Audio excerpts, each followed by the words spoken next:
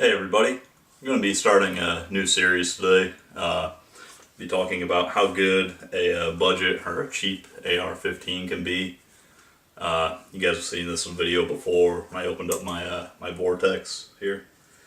And this is going to be the AR we're going to be using. I'll go over it a little bit and show you all the parts, everything used to build it, how much it costs.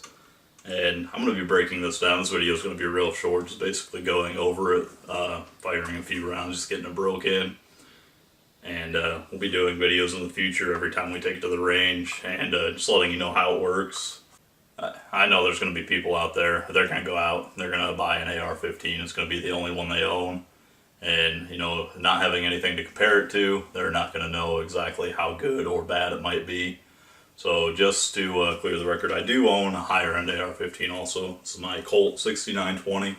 I have an Aimpoint Pro on top of it, and I put several thousand rounds through this thing. So I do have something good to compare it to here, just for the record there. I'm going to show you the magazines that I'm going to be running in this throughout the video series.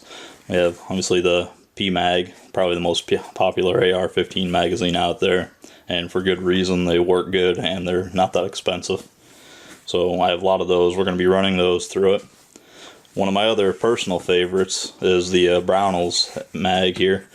These are just kind of like your standard metal GI mag sort of deal, and these are good mags. I've ran these a lot and they work good. The other one, I got a few of these on sale a while back, are these Amend 2 magazines. Basically a PMag clone. They don't feel quite as good as a PMag. I mean, let's see the two side by side here. I mean, they're similar. I don't know, the PMag just feels a little better in the hand, but I've ran them and I don't have any problems with them yet. So that's going to be one of the other ones we'll be running. Oh, there's a 3 there. My goal when I started putting this thing together was I wanted an AR pistol, so I didn't have one yet. I've never shot one before. So I wanted something that was going to be as cheap as possible, but not be just complete junk. So what I went with here is I got the stripped Anderson lower, which I know Anderson, you know, they're kind of hit or miss. So I got a chance. I looked at this one before I bought it. And, you know, a lot of times the big complaint about them is the buffer retainer is, you know, kind of out of spec, or it's back too far and it chews up your buffer tube. Well, I got a chance to look at that. Everything was in spec on it. Everything fit good. I didn't have a problem getting it together.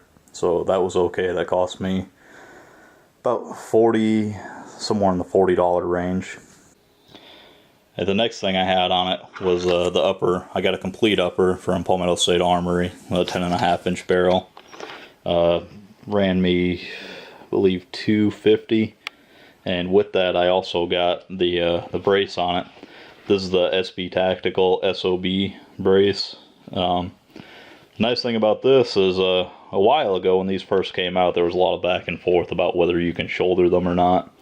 Well, the ATF earlier this year released a letter to SB Tactical saying that as long as you don't redesign this brace, it can be shouldered as is. You just can't alter it in any way. So as is, this brace can be used to put against your shoulder if you need to, or if you wanted to. Or it could be used the proper way it was designed for. You unstrap it, your arm goes through and you strap it to it. Either way, whichever works for you. So I got the Magpul pistol grip on it.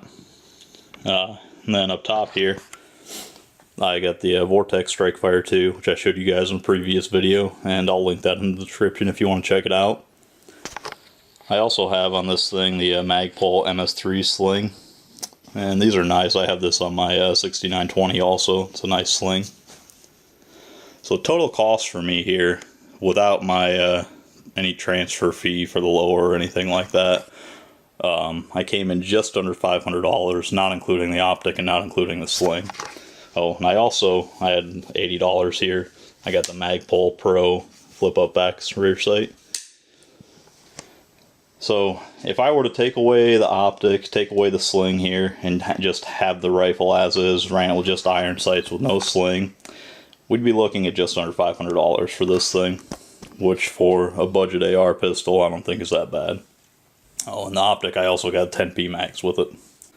So as everyone knows, you know, if you own ARs or you've assembled ARs before, that, you know, even when you start out cheap, you might have a budget in mind, you almost always end up going over it. This I did with everything. I'm closer to, you know, $700. But the gun itself, just to be functional, just have the gun by itself with just the iron sights, you can get this for under $500 if you wanted to. So that's really all I wanted to show here. Just show the gun real quick, and I'll give you guys some range footage of the break-in. We shot about 160, 200 rounds, somewhere in that area. And we had 2 failures in that. Both of them were the same thing. They were light primer strike. Now, I want to say that I was using real cheap ammunition. I was using a mix of Tula. I had some Federal. I had Wolf. So we were testing out all kinds of ammunition. The 2 failures, one was from a Federal and one was from Wolf.